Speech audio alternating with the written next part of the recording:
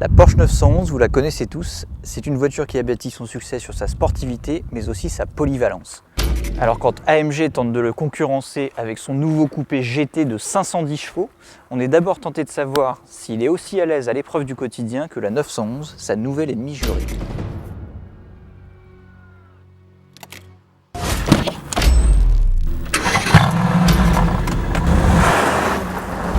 Au quotidien, on doit parfois faire des créneaux et la GT sait le faire, même si l'immense capot complique un petit peu l'exercice.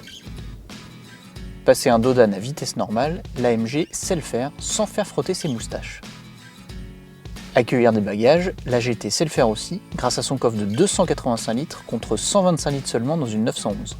Pour emmener des amis à l'arrière, en revanche, la GT ne sait pas le faire car contrairement à la 911, la Mercedes est une stricte 2 places. Reste l'épreuve des bouchons où la GT se débrouille plutôt bien avec sa boîte à double embrayage. Alors on termine avec l'épreuve des longs trajets où la GT est assez silencieuse même si on entend bien le bruit des pneus à 130 à l'heure. Par contre elle manque un peu de confort, la suspension est assez dure, les sièges aussi. Donc du coup on va vite quitter l'autoroute pour enfin passer aux choses sérieuses.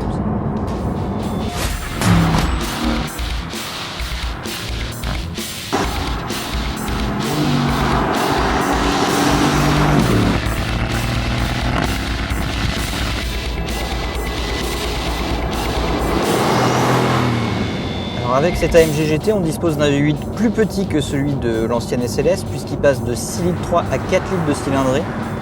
Mais il est désormais suralimenté par 2 turbos, donc on ne perd pas en sensation, c'est même l'inverse, on gagne en performance. La poussée est bien plus franche dès 2500 tours et elle semble vraiment inépuisable jusqu'à la zone rouge. La boîte à double embrayage est aussi plus réactive, on gagne vraiment en rapidité à la montée comme à la descente des rapports. Quant à la sonorité, alors elle n'est plus aussi caverneuse que l'ancien V8 atmosphérique, mais elle reste très sympathique avec l'échappement actif en position sport. D'ailleurs, je vais me taire un petit peu pour que vous puissiez en profiter.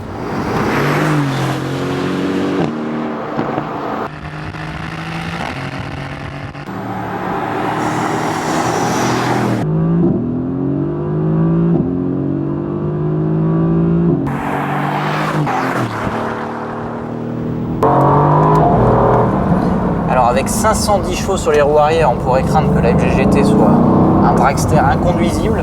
Et ben c'est pas du tout le cas. Le train avant se jette dans les virages, le freinage est quasi indestructible. Et ce qui est surtout impressionnant, c'est la motricité. Il n'est quasiment pas nécessaire de doser l'accélération en sortie d'épingle. Ça avec l'ancien SLS, c'était pas vraiment le cas. Alors bien sûr, ça ne veut pas dire qu'on peut plus du tout glisser avec la AMG GT. Si on veut s'amuser un petit peu, il suffit de débrancher l'antidérapage, de le passer en mode sport qui tolère un léger angle de dérive. Là, on va le débrancher complètement, voir ce que ça donne.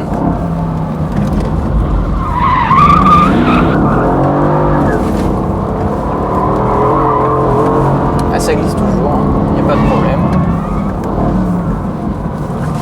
Bon, à l'arrivée, si la AMG n'a pas été aussi polyvalente que la Porsche, notamment en termes de confort ou de nombre de places à bord, elle a plus que rempli son contrat en matière de sportivité, et ça nous promet des beaux duels dans le futur, et avec une 911 à l'échelle 1 cette fois-ci, c'est promis.